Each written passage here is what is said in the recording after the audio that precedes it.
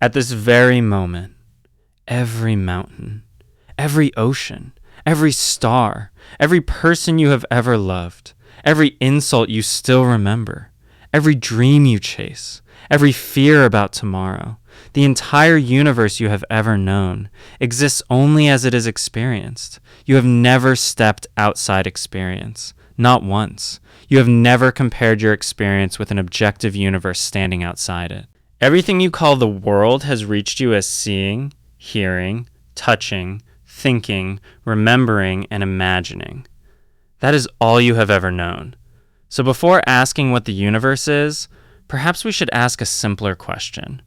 Where does this entire experienced world appear? Almost everyone answers immediately. Out there, really? Where does the experience of the universe exist? Close your eyes. The mountain you saw a moment ago, where does it appear? The voice you heard a second ago, where did it appear? The memory of your childhood, where does it arise? Most of us casually say, in my mind. What exactly is this thing you call the mind? You speak about it as if it were a possession. My mind is disturbed. My mind won't stop thinking. I have to control my mind. You have repeated these sentences thousands of times. Yet have you ever stopped long enough to ask, what is the mind? Not what it does, not how psychology defines it, not what philosophers argue about. What is it? Can you point to it? A surgeon can point to your brain. A cardiologist can point to your heart. A biologist can point to your liver. But who has ever pointed to the mind? Neurosurgeons have opened countless skulls. They have found neurons, electrical impulses, chemicals, proteins, networks, extraordinary complexity. But nowhere have they found a little object with a label attached saying, "This is the mind. Do not misunderstand me. I am not denying thoughts. I am not denying memory. I am not denying imagination." Those are obvious. They appear. The question is different. Where is the owner you have imagined behind them? Imagine, for a moment, that the word mind had never been invented. Human beings would still perceive. They would still remember. They would still imagine. They would still dream. They would still laugh. They would still grieve. Every experience would continue. Only one thing would be absent, the collective name. So ask yourself honestly, does the word mind point to one independent thing? Or is it simply a convenient name we have given to a constantly changing movement? Look at a river. You give it a name. The Ganges, the Nile, the Amazon. But where is the river apart from the flowing water? Every second the water changes. Every second the river is different. The name remains. The movement changes. Now look at what you call your mind. Thoughts flow. Memories flow. Emotions flow. Desires flow. Images flow. Nothing stays. Yet because one word gathers them together, you imagine there must be a separate entity called the mind. This is the first illusion. You have mistaken a movement for a thing. Look carefully. There is thinking. But where is the mind? Is it inside the thought? Or is the thought itself the mind? If this thought is the mind, then when it disappears, has the mind disappeared? If the next thought appears, is that the same mind or a different one? What makes them one mind instead of many separate minds? There is remembering. Memories come. Memories fade. Where is the mind while no memory is present? There is imagination. Images appear. They dissolve.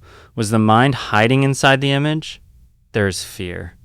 The body tightens. The heart races. Thoughts multiply. Apart from these changing experiences, where is the mind itself? Not another thought about the mind. The mind itself. Can you find it? Search honestly. Not tomorrow. Now. Do not settle for words. Everyone knows the word mind. Very few have looked to see whether the word points to an independently existing reality. Close your eyes. Do nothing. Allow thoughts to arise naturally. Watch them. One thought becomes another. A memory appears. It disappears. A plan replaces it. Then a worry. Then an image. Then silence. Where, throughout all of this, is the mind. You never experience the mind. You experience thinking. You experience remembering. You experience imagining. You experience desiring. You experience fears. You experience countless movements. But where's the one thing these movements are supposed to belong to?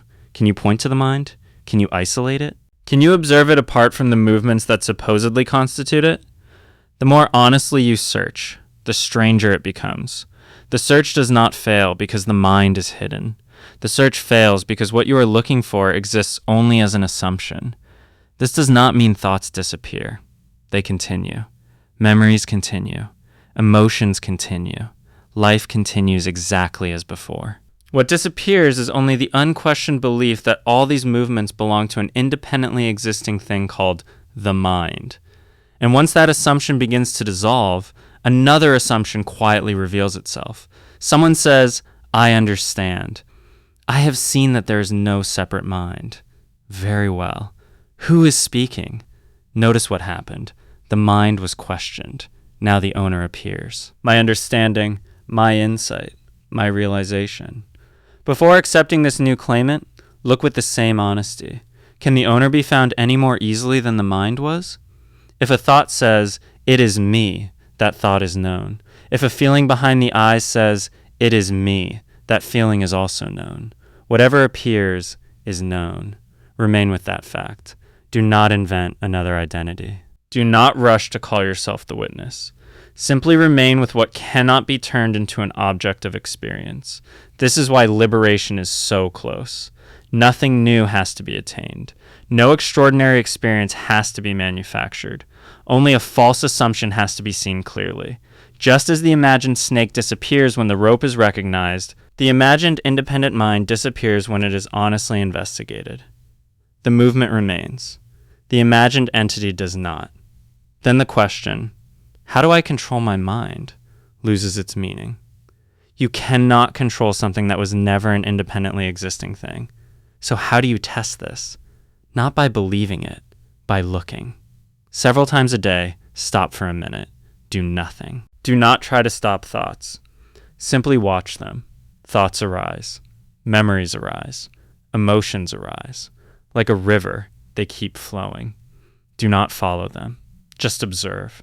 Sooner or later, you will notice something remarkable. Between one thought and the next, between one memory and the next, between one emotion fading and another appearing, there are gaps. Moments where no thought, no image, and no emotion is present. Yet you have not disappeared. Something remains. Silent. Effortless. Simply present. Stay there. Not trying to hold it. Not trying to understand it. Just recognize that while thoughts come and go, yet the simple fact that you are aware has not gone anywhere.